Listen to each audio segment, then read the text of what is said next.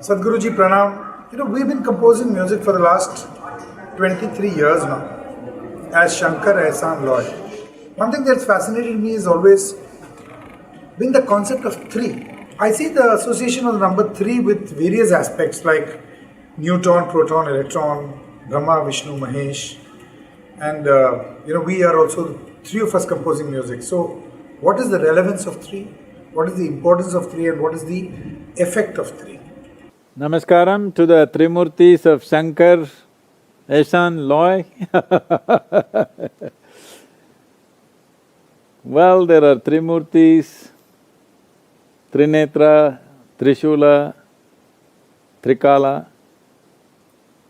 All these things are evolution of ideas from the fundamental experience of human life. All human experience is rooted in these three things. Our memory belongs to the past, which is called as the Bhutakala.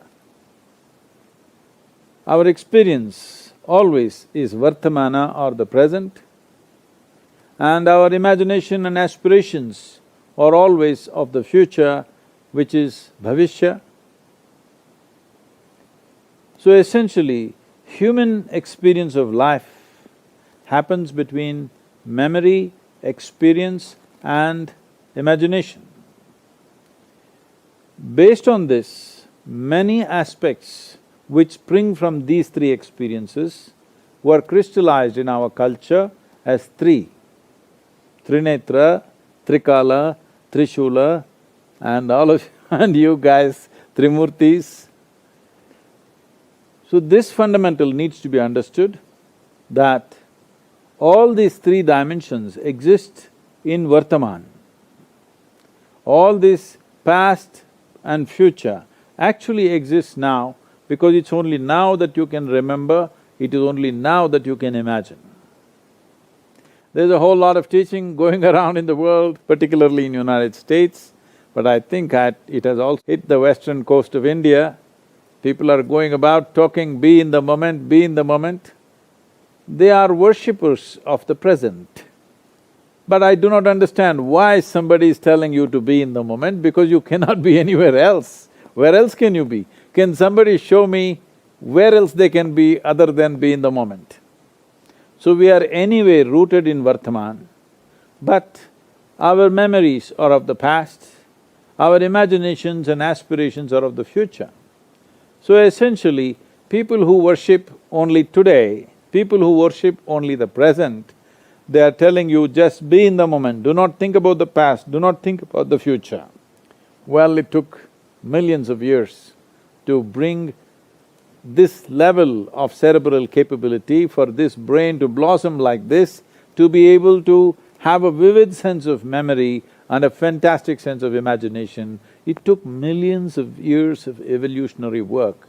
But today, somebody is telling you, let's junk all that and be like a earthworm. I have nothing against earthworm, it's a very eco-friendly creature. But all this evolutionary work that has happened upon us to bring us to this level of cerebral capability should not be surrendered to some simple philosophy. The reason why people are saying this is because the only two fundamentals of people's misery is just this. People can suffer what happened 10 years ago. People can suffer what may happen day after tomorrow already. This means they are not suffering life, they are suffering their memory and their imagination, two most fantastic faculties that a human being has. It is these two faculties of vivid sense of memory and a fantastic sense of imagination which sets us apart from every other creature. This they want to surrender because they don't know how to handle their thought and emotion. If you could joyfully remember and with great exuberance and ecstasy imagine things, why would you want to surrender that?